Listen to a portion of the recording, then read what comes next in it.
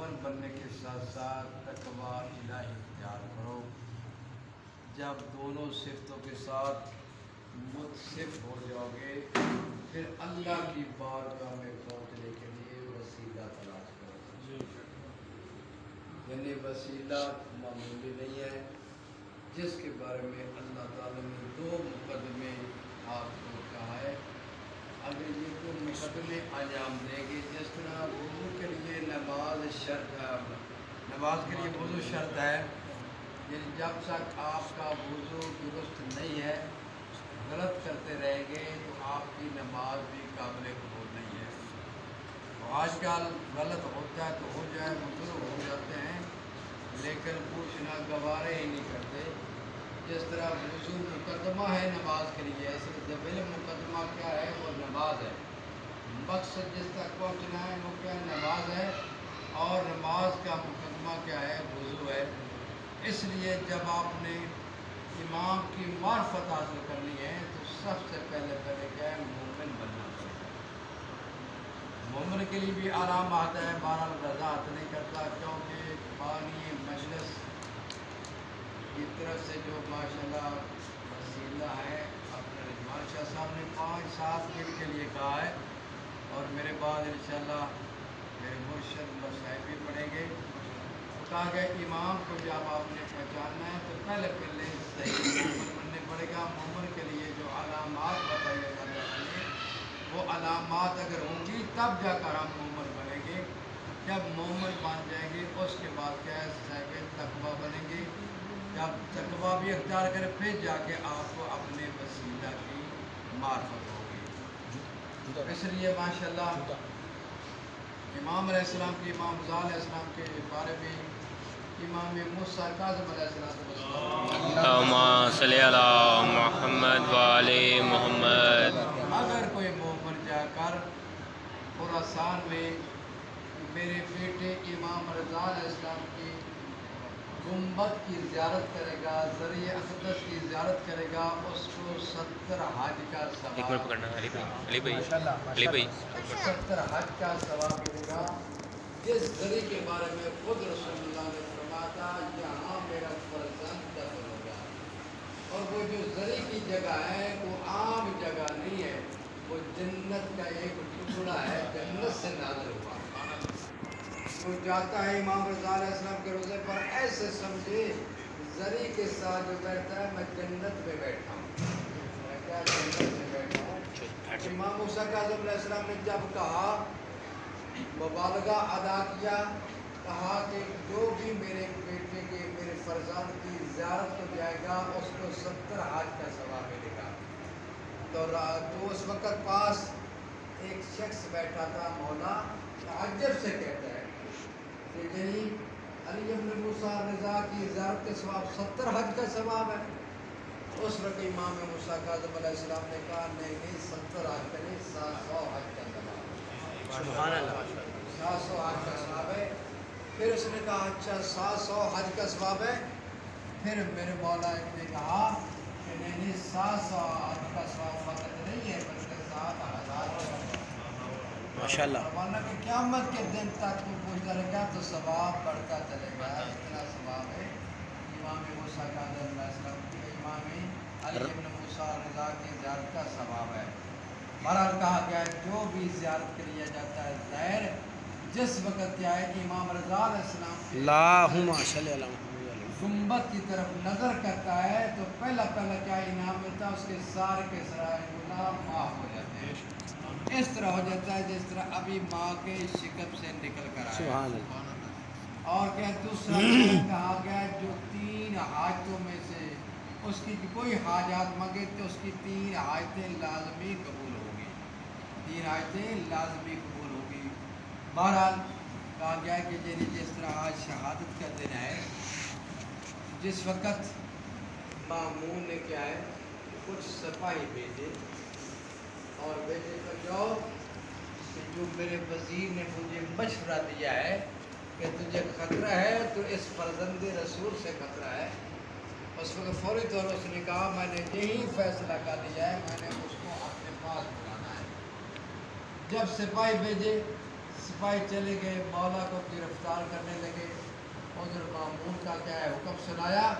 उस वक़्त इमाम रज़ा अलैहिस्सलाम ने अपने खानवादा को बुलाया, बुलाकर कहा कि मैं अब जा रहा हूँ उस सफ़र पर, जिस सफ़र पर मैं जा रहा हूँ उससे वापस नहीं आऊँगा। जिस तरह मेरे जद अली मुर्तज़ा जब गए थे और जब कूफा गए थे वापस नहीं आते, और मेरे क्या है जद इमाम हुसैन अलैहिस्सलाम मज़लूम में करबला जब गए थे और उस सफ़र से जब करबला पे गए थे वापस नहीं आए थे, इसी तरह मैं भी ज़िंदा वापस नहीं आऊँगा।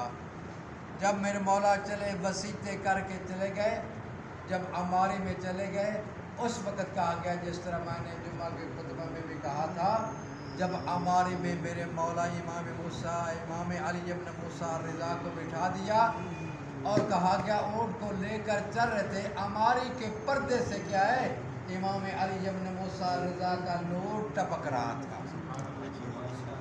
जा रहे थे, उस वक़्त जब वज़ीर ने कहा था कि एक क्या है इमाम रज़ा अलैहिस्सलाम की में खासियत ये थी है कि जो भी उनके चेहरे को देखता है उसी के ही हो जाता है, वहाँ कोई मुनकर ही क्यों ना हो। पर चलते गए, जनता के सिपाही भी इमाम अली इब्न मूसा रज़ा के यानी क्या मुहिब बन गए। और जब आए उस वक़्त क्या है मामून ने अब बुलाकर पहले कहा कि ऐ इमाम रज़ा, आज मैं आपको वली अहद बनाना चाहता हूँ, वली अहद बनाना चाहता हूँ। उस वक़्त इमाम रज़ा अलैहिस्सलाम ने कहा था कि मैं वली अहद बनने के लिए तैयार नहीं हूँ, मैं कभी भी तेरी वली अहद कबूल नहीं करूँगा। बहरहाल उस वक्त मामून ने हुक्मन कहा कि ये तुझे कबूल करना पड़ेगी। उस वक्त इमाम ने कहा अगर तुम मजबूर करता है तो ठीक है, तो करता रहे, लेकिन मैं दिली तौर पर इस पर राज़ी नहीं हूँ। पर उसने वली अहद बना दिया।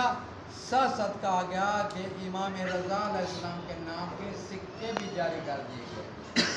जिस तरह आजकल उधर ईरान से लोग तोहफा लाते हैं, ये क्या इमाम अली इब्न मूसा रज़ा का सिक्का है जो हम मोमिनी के हम में क्या है तकसीम करते हैं। उस वक़्त सिक्के जारी कर दिए गए। उस वक़्त कहा गया कि इमाम अलैहिस्सलाम को जब बुला लिया, जब इमाम चले गए एक जगह बैठे हुए, सब लोग ज़ियारत के लिए आ रहे थे, सब इमाम की ज़ियारत के लिए आए। दो शख्स भी क्या है इमाम अली इब्न मूसा रज़ा अलैहिस्सलाम की ज़ियारत के लिए आए। आकर उन्होंने मसअला पूछा कि मौला हम फ़लाँ बस्ती से आए हैं, हम दोनों एक ही वक्त में चले, एक ही हमारा सफ़र है, आया हमारी नमाज क्या कसर है या तमाम है या पूरी है? मोहम्मद वाले मोहम्मद बाबा जी बुलंद सलावत।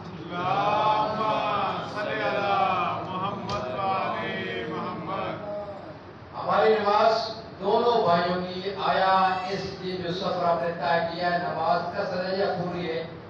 तो एक शरीक मसला आ जाता है, अगर सफ़र जायज़ हो तो मुसाफरत में क्या है नमाज कसर हो जाती है।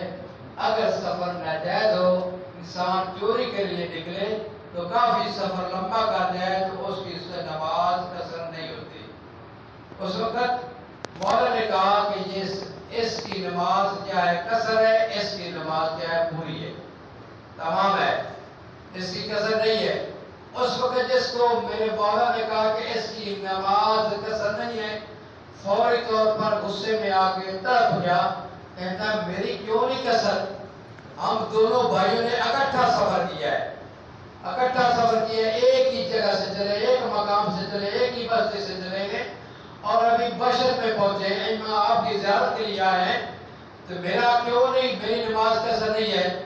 उसके वक्त इमाम ने फरमाया कि जब तू चला है ना घर से, उस वक्त तूने यही कसर तय किया था कि मैंने जाना है मामून के पास, यानी मामून के पास जाना है, तो इसलिए तो इस ज़िमन में कहा था मामून को मिल लूँगा, इसके ज़िमन में मैं क्या है अली इब्न मूसा रज़ा को भी मिलता होगा।